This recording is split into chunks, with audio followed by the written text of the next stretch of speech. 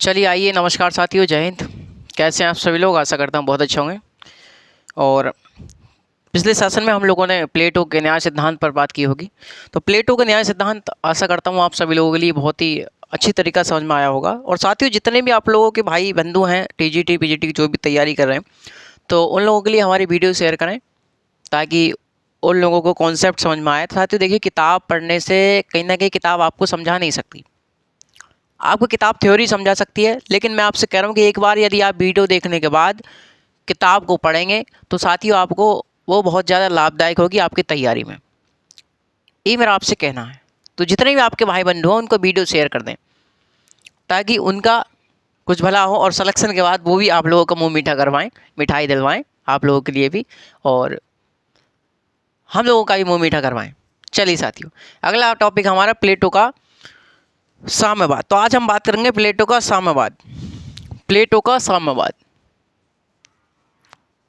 प्लेटो का साम्यवाद। प्लेटो का साम्यवाद। प्लेटो का साम्यवाद। आज हम लोग बात करेंगे प्लेटो का साम्यवाद। देखिए साथियों, प्लेटो जो है, प्लेटो स्त्री और पुरुष की समानता का बड़ा बड़ा बड़ा जो है पक्षधर रहा है। बड़ा बड़ा पक्षधर रहा है प्लेटो स्त्री एवं पुरुष की समानता के पक्ष में। प्लेटो जो है वो स्त्री एवं पुरुष में कोई अंतर नहीं मानता। प्लेटो स्त्री एवं पुरुष में कोई अंतर नहीं मानते, और प्लेटो कहते हैं कि एक शक्तिशाली महिला एक कमजोर पुरुष के समान है। प्लेटो कहते हैं कि एक शक्तिशाली महिला एक कमजोर पुरुष के समान है, और एक कमजोर पुरुष शक्तिशाली महिला के समान है। प्लेटो शासक वर्ग और सैनिक वर्ग में महिलाओं के पक्षधर थे। उनको लाने में महिलाओं के पक्षधर थे। यानी कि प्लेटो शासक वर्ग और सैनिक वर्ग में महिलाओं का रिप्रेजेंटेशन चाहते थे, प्रतिनिधित्व चाहते थे। तो प्लेटो महिला एवं पुरुष में कोई अंतर नहीं समझते, बल्कि उनको क्या है, एक समान पक्षधर थे, उनकी समानता के पक्षधर थे। चलिए साथियों, तब साम्यवाद की बात करते हैं। साम्यवाद, प्लेटो का साम्यवाद। प्लेटो अपने साम्यवाद में कहते हैं कि किसी निजी स्वामित्व से हटा करके कि कोई वस्तु है, मान चलिए कोई वस्तु है, किसी वस्तु का निजी स्वामित्व हटा करके उस पर क्या करना, सार्वजनिक स्वामित्व की स्थापना करना है। क्या कहते हैं ये लोग? साम्यवाद कहते हैं। क्या कहते हैं? कि निजी स्वामित्व के स्थान पर सार्वजनिक स्वामित्व की स्थापना साम्यवाद कहलाती है। ये कहते हैं कि निजी स्वामित्व के स्थान पर, निजी स्वामित्व के स्थान पर, निजी स्वामित्व के स्थान पर सार्वजनिक स्वामित्व की स्थापना करना, सार्वजनिक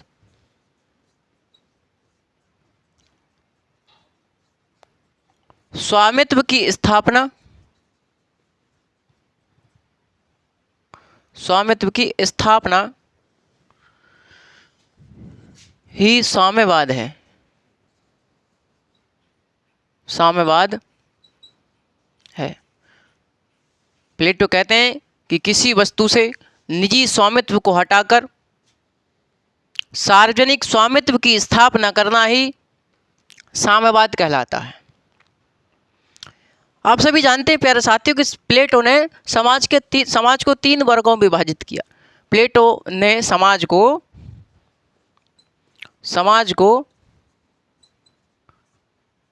के 3 वर्ग बनाए। 3 वर्ग बनाए। क्या बनाए साथियों? 3 वर्ग बनाए। और पहला इन्होंने कहा कि पहला हम बना रहे हैं शासक वर्ग। पहला हम बना रहे हैं शासक वर्ग। दूसरा हम बना रहे हैं सैनिक वर्ग। दूसरा हम बना रहे हैं सैनिक वर्ग। तीसरा इन्होंने कहा कि तीसरा हम बनाएंगे उत्पादक वर्ग। कौन सा? उत्पादक वर्ग। तो साथियों, प्लेटो ने क्या बनाए? समाज के 3 वर्गों में विभाजित करा समाज को। पहला शासक वर्ग, सैनिक वर्ग और उत्पादक वर्ग साथियों। ठीक है। और ये जो शासक वर्ग और सैनिक वर्ग हैं, शासक वर्ग और जो सैनिक वर्ग है, इसको इन्होंने कहा अभिभावक वर्ग, अभिभावक वर्ग, अभिभावक वर्ग या फिर संरक्षक वर्ग, संरक्षक वर्ग, संरक्षक वर्ग। शासक वर्ग और सैनिक वर्ग को क्या कह दिया? अभिभावक वर्ग कह दिया इन्होंने, या फिर संरक्षक वर्ग कह दिया। क्वेश्चन पूछा जाता है कि प्लेटो ने अभिभावक वर्ग के अंतर्गत किस किस को रखा? तो शासक वर्ग और सैनिक वर्ग को अभिभावक वर्ग के अंतर्गत या फिर संरक्षक वर्ग के अंतर्गत रखा। प्लेटो जो थे वो अभिभावक वर्ग या फिर शासक वर्ग या सैनिक वर्ग के अंदर ही क्या करना चाहते थे? साम्यवाद की स्थापना करना चाहते थे। यानी कि प्लेटो जो चाहते थे वो अभिभावक वर्ग के अंदर ही क्या करना चाहते थे? इसमें ही क्या करना चाहते थे? साम्यवाद की स्थापना करना चाहते थे। और साम्यवाद आप लोग जान चुके हैं, किसी निजी स्वामित्व के स्थान पर सार्वजनिक स्वामित्व की स्थापना करना ही क्या है? हमारा क्या कहलाएगा? साम्यवाद कहलाएगा साथियों। यानी कि सब कुछ सरकारी कर देना एक प्रकार से, निजी कुछ नहीं है, सब कुछ क्या हो गया? सरकारी हो गया, सार्वजनिक हो गया, उसे साम्यवाद कहेंगे हम लोग। और प्लेटो जो थे वो अभिभावक वर्ग में साम्यवाद की स्थापना करना चाहते थे। किन क्षेत्रों पर? अरे भैया अभिभावक वर्ग में भी किस क्षेत्रों पर? किन क्षेत्रों पर? तो भैया अभिभावक वर्ग में किन क्षेत्रों पर करना चाहते थे? तो यह साम्यवाद की जो स्थापना करना चाहते थे, साम्यवाद की जो ये स्थापना करना चाहते थे, वो किन क्षेत्रों पर करना चाहते थे? तो भैया वो परिवार पर करना चाहते थे और हमारा संपत्ति पर करना चाहते थे। क्या करना चाहते थे? संपत्ति पर करना चाहते थे।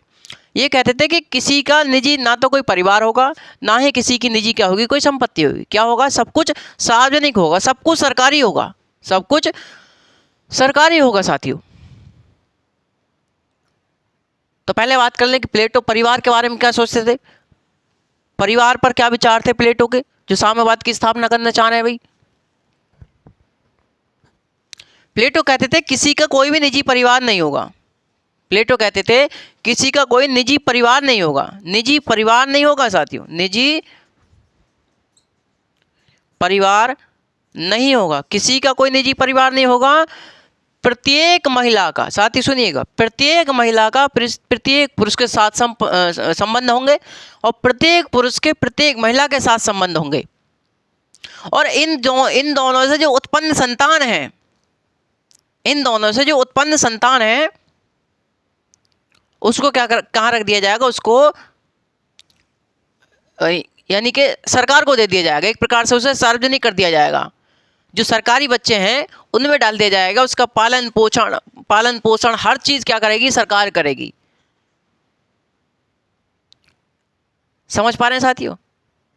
मैंने कहा कि इनके परिवार के बारे में प्लेटो कहता है कि कोई किसी का निजी परिवार नहीं होगा, बल्कि क्या होगा? सब कुछ सार्वजनिक होगा। प्रत्येक महिला का प्रत्येक पुरुष के साथ संबंध होगा, प्रत्येक पुरुष का प्रत्येक महिला के साथ संबंध होगा। और इन दोनों से जो उत्पन्न संतान है उसको सरकारी जो बच्चे हैं उनमें रख दिया जाएगा और उसकी पालन पोषण शिक्षा दीक्षा सब क्या करेगी? सरकार करेगी साथियों, सरकार करेगी। मतलब सब कुछ प्लेटो जो थे सब कुछ सार्वजनिक करना चाहते थे, सब कुछ सरकारी करना चाहते थे प्लेटो। वही अगर प्लेटो के संपत्ति पर विचार देखें, प्लेटो के संपत्ति पर विचार देखें साथियों, तो प्लेटो कहते थे कि कोई किसी की निजी संपत्ति नहीं होगी। क्या नहीं होगी? निजी संपत्ति नहीं होगी, निजी संपत्ति किसी की नहीं होगी, बल्कि क्या होगा? बल्कि सब कुछ सरकारी होगा। और ये दोनों जो परिवार में ये महिला और पुरुष होंगे वे सभी कहाँ रहेंगे? वे सभी कहाँ रहेंगे भैया? वो सभी सरकारी गेस्ट हाउस में रहेंगे, राजगृहों में रहेंगे वो लोग सब। किसी की निजी संपत्ति नहीं होगी, किसी का कोई घर, कोई दुकान, कोई मकान, कोई खेत, कोई कुछ नहीं।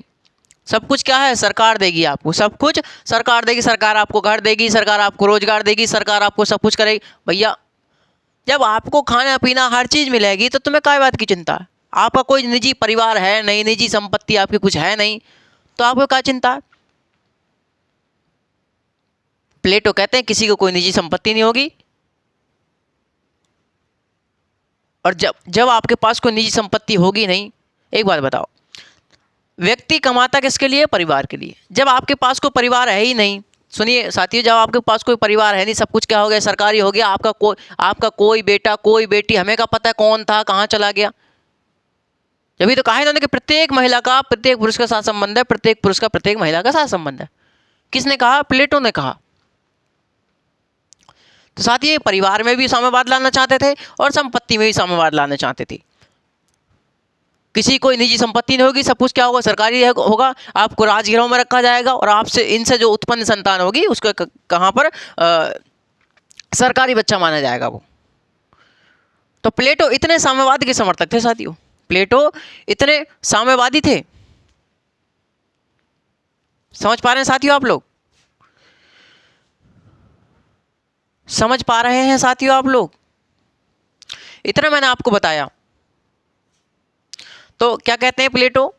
प्लेटो प्रत्येक महिला का प्रत्येक पुरुष के साथ संबंध मानते हैं और प्रत्येक पुरुष का प्रत्येक महिला के साथ संबंध मानते हैं।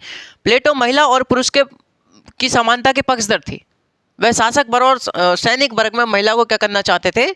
महिला का प्रतिनिधित्व करना चाहते थे। महिलाओं को इसमें प्रतिनिधित्व देना चाहते थे, रिप्रेजेंटेशन देना चाहते थे। ये भी तो ये कहते हैं कि प्रत्येक यानी कि जो एक शक्तिशाली महिला एक कमजोर पुरुष के समान है और एक कमजोर पुरुष एक शक्तिशाली महिला के समान है। ये क्या कहते हैं? हमारे प्लेटो कहते हैं साथियों। ये क्या कहते हैं? ये प्लेटो कहते हैं।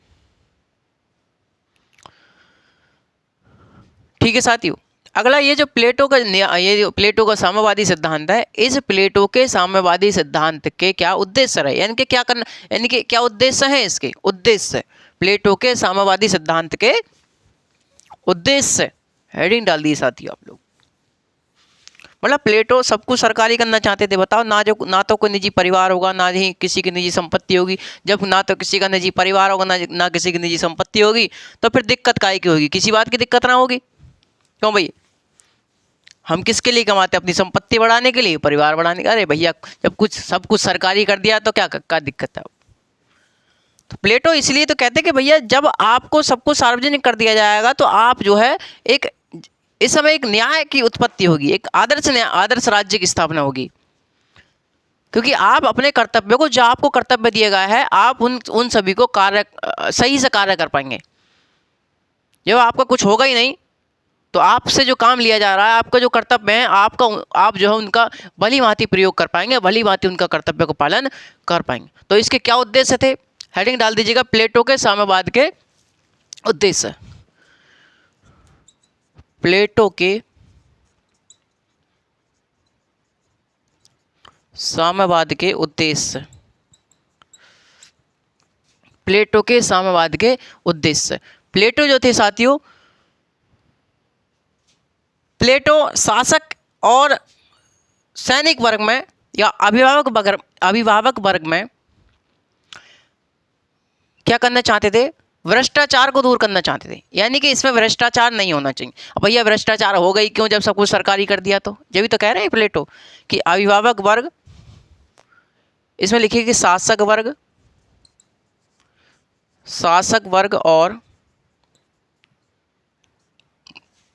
और सैनिक वर्ग, शासक वर्ग और सैनिक वर्ग को, शासक वर्ग और सैनिक वर्ग, या फिर ब्रैकेट में लिखिएगा अभिभावक वर्ग को भ्रष्टाचार से दूर रखना चाहते थे। भ्रष्टाचार से दूर रखना चाहते थे। यानी कि इसमें क्या नहीं होना चाहिए? भ्रष्टाचार नहीं होना चाहिए। नंबर 2, प्लेटो महिलाओं को चार दीवारी से मुक्त करना चाहते थे। महिलाओं को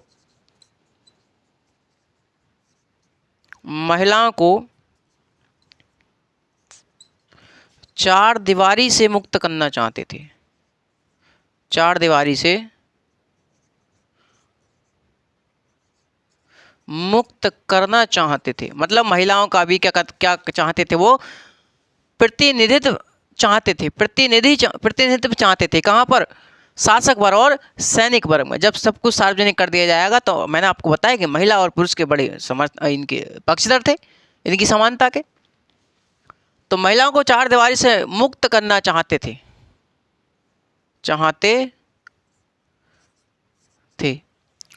महिला और पुरुष को चार दीवारी से मुक्त करना चाहते थे।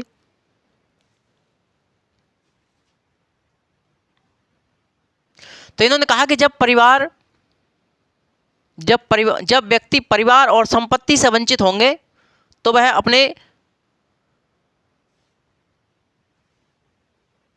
कार्यों का, अपने कर्तव्यों का पालन सही से कर पाएंगे। तो क्या कहा इन्होंने कहा कि जब व्यक्ति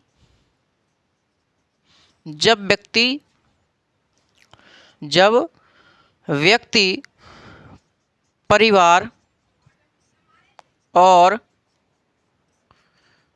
संपत्ति से वंचित होंगे, जब संपत्ति से वंचित होंगे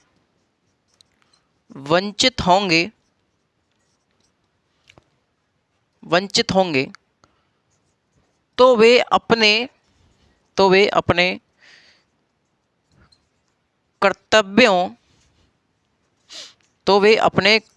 कर्तव्यों का पालन ठीक से कर पाएंगे, ठीक से कर सकेंगे। समझ रहे हैं साथियों आप लोग? प्लेटो क्या करना चाह रहे हैं कि जब परिवार संपत्ति किसी के पास होगी नहीं, वंचित होंगे, तो वे अपने कर्तव्यों को पालन ठीक से कर पाएंगे, जो उनके कर्तव्य हैं, जो मैंने आपको पहले भी बताया। समझ पा रहे हैं साथियों आप लोग?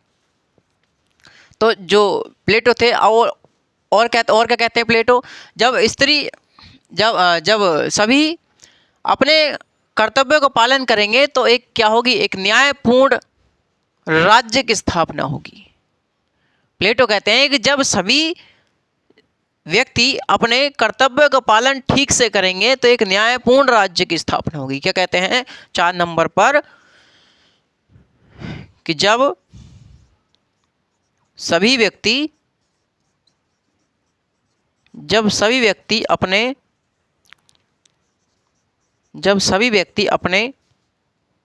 कर्तव्यों का पालन ठीक से तो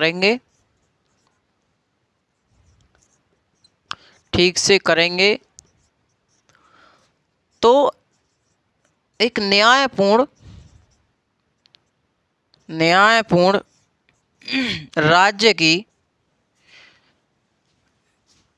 राज्य की स्थापना हो सकेगी, राज्य की स्थापना हो सकेगी।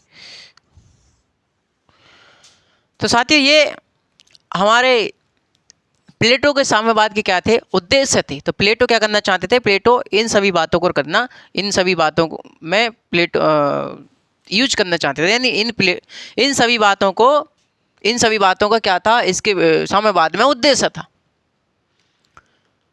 उद्देश्य था साथियों साम्यवाद का। तो मैं आपको बता दूं कि आगे चल करके इसने साम्यवाद का इतना समर्थन कर दिया, प्लेटो ने इतना समर्थन कर दिया साथियों, मतलब सब कुछ सरकारी कर देना एक प्रकार से। तो प्लेटो ने, मैं आपको बता रहा हूँ कि प्लेटो ने साम्यवाद का इतना समर्थन किया तो इसकी आगे चल करके आलोचनाएं होने लगी। प्लेटो के साम्यवाद की आगे चल करके आलोचनाएं भी हुई। तो प्लेटो के साम्यवाद की आगे चल करके क्या हुई साथियों, आलोचनाएं भी हुई। और आलोचनाओं में सबसे पहले कौन आते हैं, तो इनके जो शिष्य थे कौन थे, अरस्तु। तो इनके जो शिष्य थे सबसे पहले कौन थे, वो ये अरस्तु। तो अरस्तु ने सबसे पहले इनके साम्यवाद की क्या कर दी, आलोचना कर दी साथियों। क्या कर दी साथियों, आलोचना कर दी। क्या कर दी, आलोचना कर दी। तो हेडिंग बनाइए, प्लेटो के साम्यवाद की आलोचना। प्लेटो के साम्यवाद की आलोचनाएं।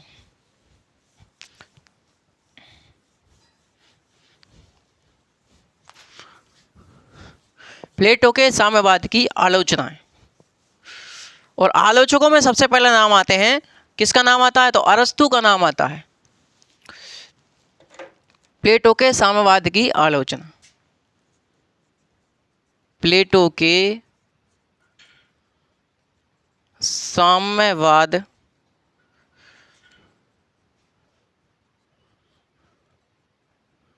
आलोचनाएं आलोचनाएं तो प्लेटो के साम्यवाद की आलोचना, सबसे पहले प्लेटो के साम्यवाद में किसका नाम आता है? तो अरस्तु का नाम आता है। तो अरस्तु ने कहा कि अरस्तु का कथन है, अरस्तु का कथन है। तो भैया अरस्तु ने क्या कहा? तो अरस्तु कहते हैं कि प्लेटोवादी पुत्र होने से अच्छा है निकट का रिश्तेदार होना। प्लेटोवादी पुत्र, प्लेटोवादी पुत्र, क्योंकि भाई ऐसा है, जब इन्होंने कहा कि प्रत्येक महिला का प्रत्येक पुरुष के साथ संबंध होगा और प्रत्येक पुरुष का प्रत्येक महिला के साथ संबंध होगा, और इनसे जो उत्पन्न संतान होगी उसे राजगृह में रखा जाएगा, यानी कि कहाँ रखा जाएगा? सरकारी बच्चा माना जाएगा वो। और इन्होंने कहा कि जब कोई पिता और माता अपने बच्चे की जानकारी से वंचित होंगे, बच्चे की जानकारी से वंचित होंगे कि हमारा बेटा कौन है, हमारी बेटी कौन है, तो उस समय साम्यवाद की स्थापना होगी। प्लेटो कहता है कि जब अपने माता पिता जो हैं बच्चे के, जब वो बच्चे को पहचानेंगे नहीं, उनकी जानकारी से वंचित रहेंगे, तो ऐसी स्थिति में क्या होगा? ऐसी स्थिति में वो भ्रष्टाचार से मुक्त होंगे, साथी, वो भ्रष्टाचार से मुक्त होंगे और साम्यवाद की स्थापना अच्छे से हो सकेगी, या फिर एक न्यायपूर्ण राज्य की स्थापना हो सकेगी।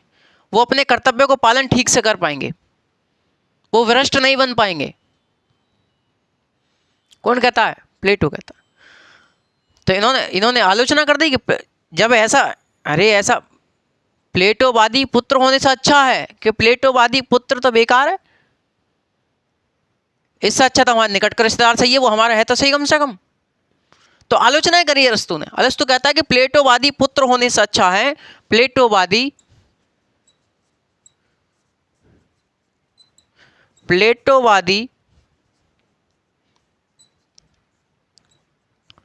पुत्र होने से अच्छा है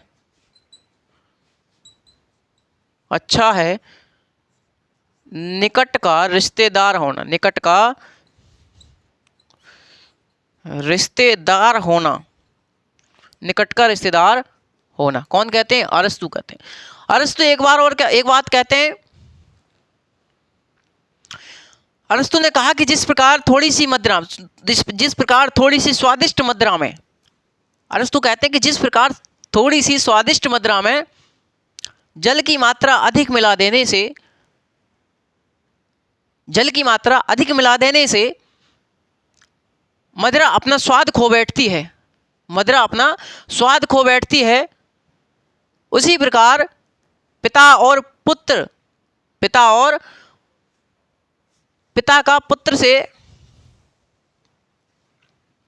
का पुत्र से सूचित ना होना, पिता का पुत्र से सूचित ना होना,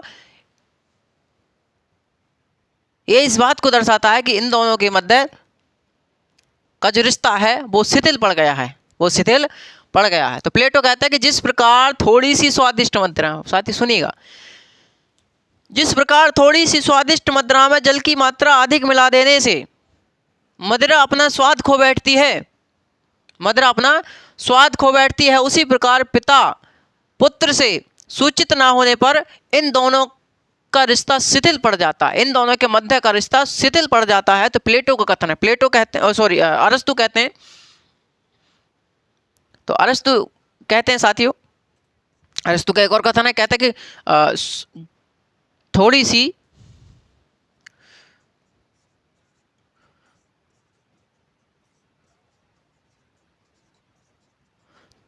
स्वादिष्ट मदिरा में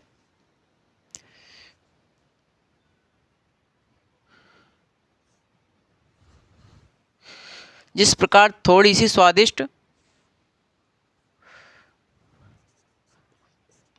मदिरा में जल की मात्रा अधिक मिलाने से, जल की मात्रा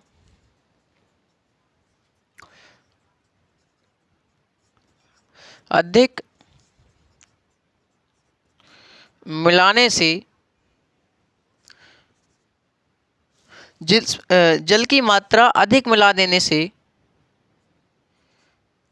मदिरा अपना स्वाद खो बैठती है।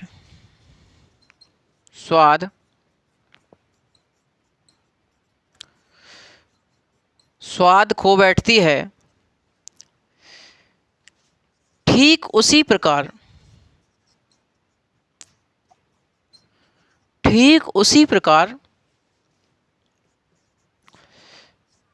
पिता का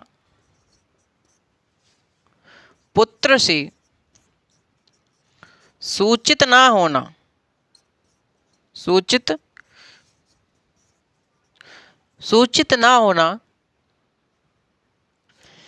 पिता का पुत्र से सूचित ना होने पर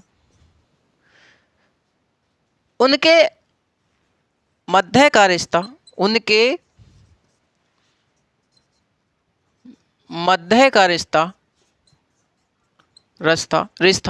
शिथिल पड़ जाता है। क्या पड़ जाता साथियों? शिथिल पड़ जाता है।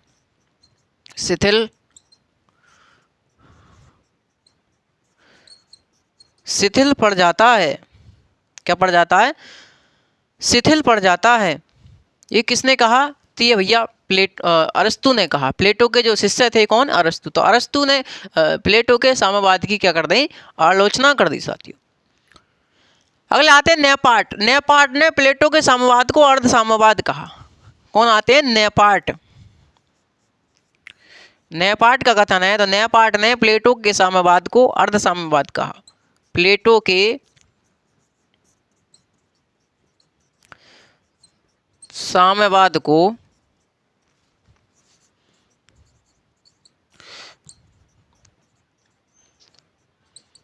अर्ध साम्यवाद कहा।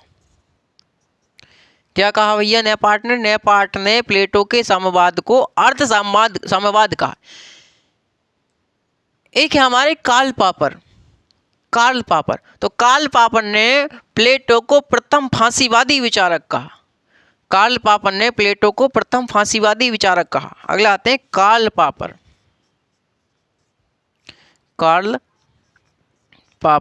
तो कार्ल पापर क्या कहते हैं? कार्ल पापर ने प्लेटो को प्रथम फांसीवादी विचारक कहा। प्रथम फांसीवादी विचारक कहा। किसने कहा? तो हमारे कार्ल पापर ने प्लेटो को प्रथम फांसीवादी विचारक कहा साथियों। एक और है हमारे मैक्सी। तो मैक्सी जो है, मैक्सी ने कहा कि यदि आज प्लेटो जिंदा होता, प्लेटो कहते हैं यदि आज प्लेटो जिंदा होता तो वह वर्तमान साम्यवादियों से अधिक साम्यवादी होता। क्या कहते हैं? मैक्सी। क्या है भैया अगला नाम हमारा मैक्सी। कौन थे? मैक्सी। तो मैक्सी का कथन है, मैक्सी कहते हैं कि यदि आज प्लेटो जिंदा होता, यदि आज प्लेटो जिंदा होता तो वह वर्तमान साम्यवादियों से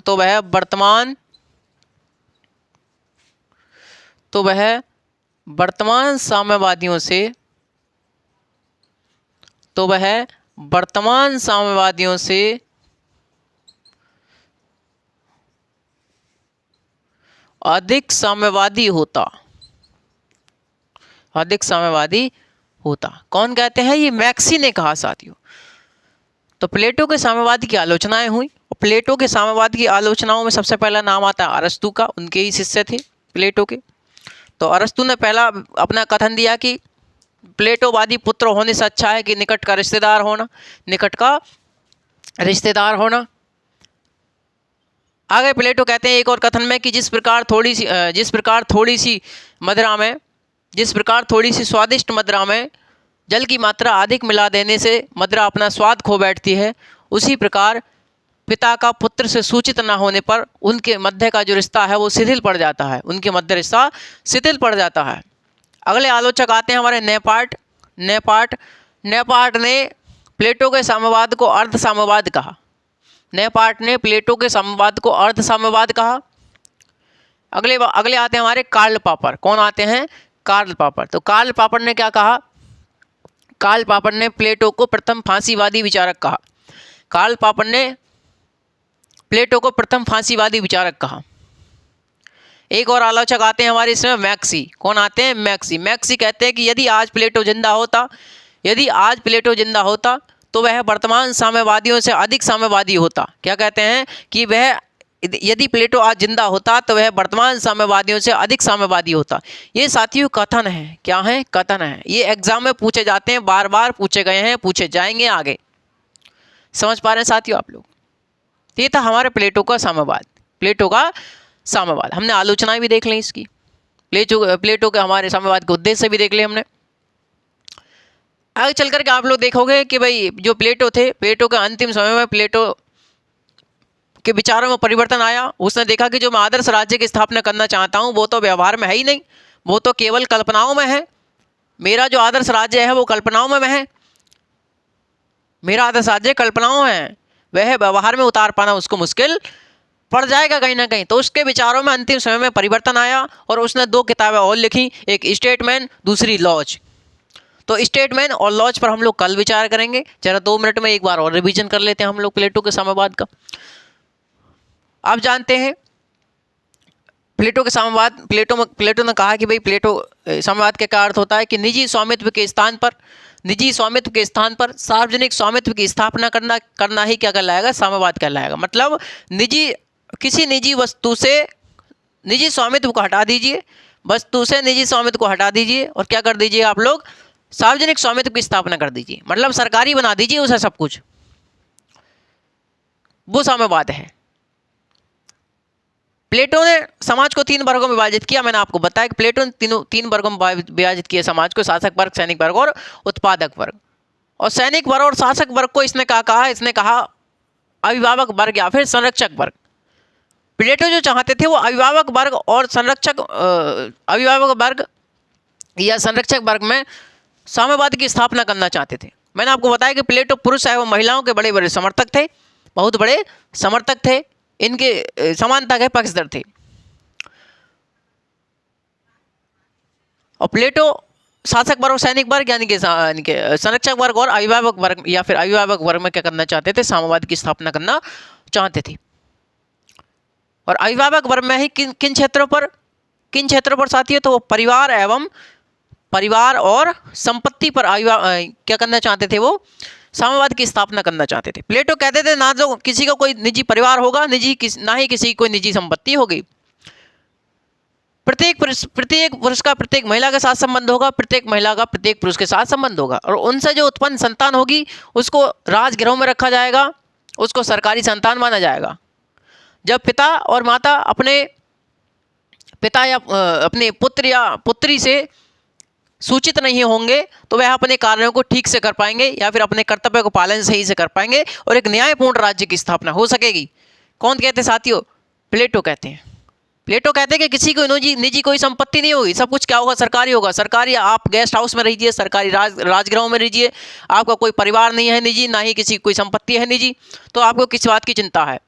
प्लेटो ऐसा करने से स्त्री एवं पुरुष को भ्रष्टाचार से दूर रखना चाहते थे। यानी शासक वर्ग और सैनिक वर्ग के जो स्त्री एवं पुरुष हैं उनका क्या करना चाहते थे? उनको भ्रष्टाचार से दूर रखना चाहते थे। प्लेटो ने उत्पादक वर्ग को साम्यवाद में नहीं रखा। प्लेटो ने यानी कि उत्पादक वर्ग को साम्यवाद में नहीं रखा। साम्यवाद स्थापित करना केवल वह शासक वर्ग और सैनिक वर्ग में चाहते थे। किन क्षेत्रों पर? परिवार एवं संपत्ति में।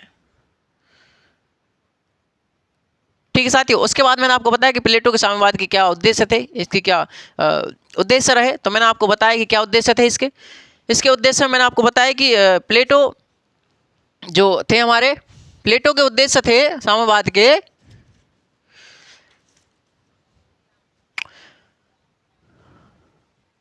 वह शासक वर्ग यानी कि सैनिक वर्ग यानी कि इसे हम पूरा क्या बोल दिया? अभिभावक वर्ग या फिर संरक्षक वर्ग को भ्रष्टाचार से दूर रखना चाहते थे।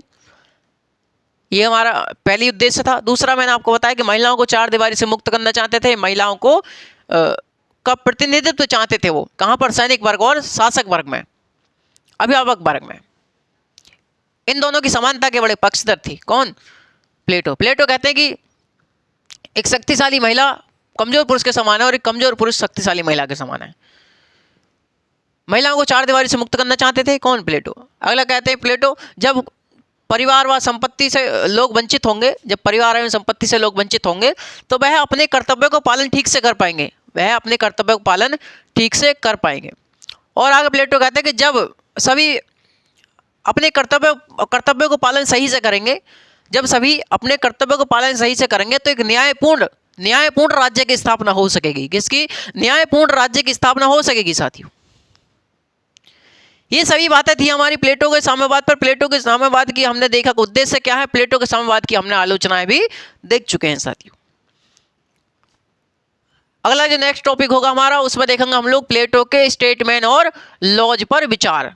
जो उसने अंतिम समय में 2 पुस्तकें लिखी, अपने जो विचार उसके परिवर्तित हुए अंतिम समय में, और अंत में चल करके उनकी 347 ईसा पूर्व में उनकी क्या हो गई? मृत्यु हो गई साथियों। इनके शिष्य बने अरस्तु। ठीक है साथियों, तो आज के लिए मैं यही विदा चाहता हूँ। धन्यवाद। बने रहिएगा FM गोल्ड परिवार के साथ। जय हिंद, नमस्कार।